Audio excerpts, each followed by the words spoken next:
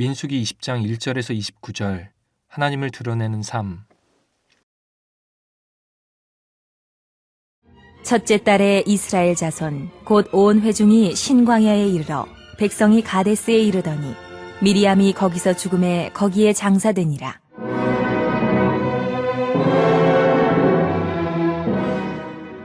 회중이 물이 없으므로 모세와 아론에게로 모여드니라.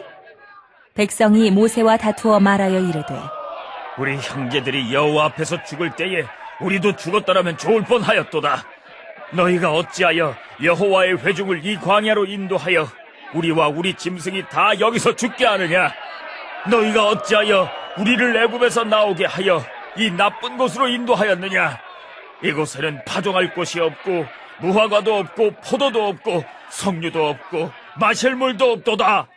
모세와 아론이 회중 앞을 떠나 회막문에 이르러 엎드리매 여호와의 영광이 그들에게 나타나며 여호와께서 모세에게 말씀하여 이르시되 지팡이를 가지고 내 형 아론과 함께 회중을 모으고 그들의 목전에서 너희는 반석에게 명령하여 물을 내라 하라. 내가 그 반석이 물을 내게 하여 회중과 그들의 짐승에게 마시게 할지니라. 모세가 그 명령대로 여호와 앞에서 지팡이를 잡으니라. 모세와 아론이 회중을 그 반석 앞에 모으고 모세가 그들에게 이르되 반역한 너희여 들으라. 우리가 너희를 위하여 이 반석에서 물을 내리라. 하고 모세가 그의 손을 들어 그의 지팡이로 반석을 2번 치니 물이 많이 솟아나오므로 회중과 그들의 짐승이 마시니라. 여호와께서 모세와 아론에게 이르시되 너희가 나를 믿지 아니하고 이스라엘 자손의 목전에서 내 거룩함을 나타내지 아니한 고로 너희는 이 회중을 내가 그들에게 준 땅으로 인도하여 드리지 못하리라 하시니라. 이스라엘 자손이 여호와와 다투었으므로 이를 무리바 무리라 하니라. 여호와께서 그들 중에서 그 거룩함을 나타내셨더라. 모세가 가데스에서 에돔 왕에게 사신을 보내며 이르되 당신의 형제 이스라엘의 말에 우리가 당한 모든 고난을 당신도 아시거니와 우리 조상들이 애굽으로 내려갔으므로 우리가 애굽에 오래 거주하였더니 애굽인이 우리 조상들과 우리를 학대하였으므로 우리가 여호와께 부르짖었더니 우리 소리를 들으시고 천사를 보내사 우리를 애굽에서 인도하여 내셨나이다. 이제 우리가 당신의 변방 모퉁이 한 성읍 가데스에 있사오니 청하건대 우리에게 당신의 땅을 지나가게 하소서. 우리가 밭으로나 포도원으로 지나가지 아니하고 우물물도 마시지 아니하고 왕의 큰 길로만 지나가고 당신의 지경에서 나가기까지 왼쪽으로나 오른쪽으로나 치우치지 아니하리이다 한다고 하라. 하였더니 에돔 왕이 대답하되 너는 우리 가운데로 지나가지 못하리라. 내가 칼을 들고 나아가 너를 대적할까 하노라.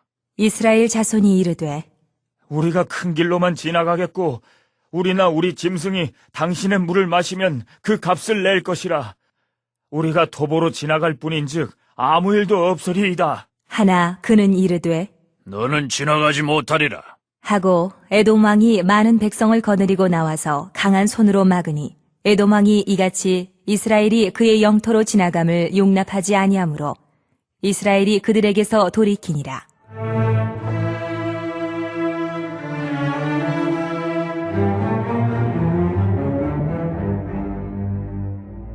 이스라엘 자손 곧 온 회중이 가데스를 떠나 호르산에 이르렀더니 여호와께서 에돔 땅 변경 호르산에서 모세와 아론에게 말씀하시니라. 이르시되 아론은 그 조상들에게로 돌아가고 내가 이스라엘 자손에게 준 땅에는 들어가지 못하리니 이는 너희가 무리바 물에서 내 말을 거역한 까닭이니라. 너는 아론과 그의 아들 엘르아살을 데리고 호르산에 올라 아론의 옷을 벗겨 그의 아들 엘르아살에게 입히라. 아론은 거기서 죽어 그 조상에게로 돌아가리라. 모세가 여호와의 명령을 따라 그들과 함께 회중의 목전에서 호르산에 오르니라. 모세가 아론의 옷을 벗겨 그의 아들 엘르아살에게 입히매 아론이 그 산꼭대기에서 죽으니라. 모세와 엘르아살이 산에서 내려오니 온 회중 곧 이스라엘 온 족속이 아론이 죽은 것을 보고 그를 위하여 30일 동안 애곡하였더라.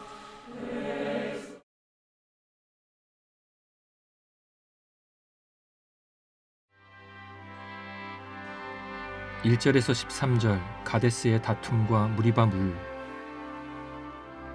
이스라엘이 신 광야에 이르러 가네스에 머물 때에 미리암이 죽습니다. 그녀의 죽음은 출애굽 지도자들과 1세대가 가나안 땅에 들어가지 못할 것을 암시합니다. 바로 이어지는 이야기에서 모세가 가나안에 들어가지 못하게 된 이유와 아론의 죽음을 다루고 있습니다. 미리암을 장사한 후 이스라엘 백성은 갈증에 시달리자 또다시 모세와 아론을 원망하며 다툽니다. 심지어 그들은 고라의 일당의 반역을 떠올리고는 그들이 여호와 앞에서 죽었을 때 같이 죽었더라면 좋았겠다며 광야로 인도한 모세와 아론에게 불평합니다. 이스라엘 회중은 한결같이 회개와 반성이 없습니다. 그들은 끝까지 하나님께 불순종합니다. 그럼에도 불구하고 하나님께서는 모세와 아론을 통해 이스라엘 회중에게 물을 허락하십니다. 하지만 이때 모세는 분을 참지 못했습니다. 하나님의 명령을 따르지 않고 지팡이로 반석을 2번 쳐서 물이 솟게 한 것입니다. 이것은 자신이 하나님의 도구라는 사실을 망각한 행위였으며 하나님의 거룩하심을 가리는 죄였습니다. 그 결과 하나님은 모세가 가나안 땅에 들어가지 못할 것이라고 말씀하십니다. 모세의 불순종은 결국 그가 이스라엘의 부정함과 제약을 뛰어넘지 못하고 출애굽 1세대 지도자로서 회중과 함께 광야에서 죽어야만 하는 결과를 낳았습니다. 이를 통해 하나님의 백성이 하나님의 거룩하신 성품과 뜻을 드러내는 일이 얼마나 중요한지를 깨닫게 됩니다. 그러므로 하나님의 거룩한 뜻을 따라 하나님의 영광을 드러내는 그리스도인이 되기를 바랍니다. 14절에서 29절 아론의 죽음. 이스라엘은 가나안 땅으로 가기 위해서 에돔 땅을 통과하고자 했습니다. 모세는 형제를 기대하고서 에돔 왕에게 길을 열어달라고 간청했습니다. 하지만 에돔 왕은 이스라엘이 자신들을 정복하거나 약탈할지 모른다는 염려로 인해 그 요청을 거절했습니다. 결국 에돔 땅을 지날 수 없게 된 이스라엘은 우회하여서 에돔 땅 반경 호르산으로 방향을 틀었습니다. 호르산에 당도하자 하나님은 모세와 아론에게 무리바 사건을 상기시키시고 먼저 아론이 죽게 될 것이라고 말씀하셨습니다.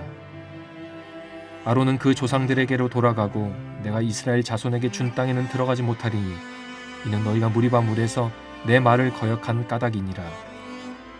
아론은 아들 엘르아살과 함께 산에 올라서 그에게 제사장의 옷과 함께 제사장직을 물려주고 쓸쓸하고도 초라하게 무대에서 퇴장하게 되었습니다. 하나님과 백성을 중재하였던 대제사장 아론, 그의 사역과 사명은 중대했습니다. 그는 모세와 더불어 이스라엘의 훌륭한 지도자였습니다. 하지만 광야에서 맞이한 죽음은 그의 연약함을 보여줍니다. 아무리 위대한 지도자이자 제사장일지라도, 아무리 훌륭하고 중요한 일을 감당한다고 할지라도 인간은 죄를 범하고 결국 죽을 수밖에 없는 존재입니다. 그러므로 우리는 하나님 앞에 늘 겸허하며 우리의 영원하신 대제사장이요 생명이신 예수 그리스도만을 바라고 의지해야 합니다. 예수 그리스도 안에서 인생의 절망이 영원한 소망과 생명으로 변화되기를 바랍니다. 기도하시겠습니다. 자비하신 하나님, 모세와 아론의 모습을 통해 하나님의 백성이 하나님의 거룩하신 성품과 뜻을 드러내는 일이 얼마나 어렵고 중요한지를 다시금 깨닫게 됩니다. 하나님의 거룩한 뜻을 따라 하나님의 영광을 드러내며 사는 우리 그리스도인 되게 하여 주시옵소서. 충성된 삶을 온전히 순종하게 하여 주시고 주님을 믿는 그 믿음 안에서 살아가며 하나님께서 인도하심을 철저하게 따라가는 우리들의 삶이 되게 하여 주시옵소서. 우리 안의 모든 교만이 사하여지기를 원합니다. 하나님이 주시는 은혜를 붙잡고 성령 충만하게 그 삶을 걸어가는 우리 모두가 되게 하여 주시옵소서. 감사드리며 예수님의 이름으로 기도하옵나이다. 아멘.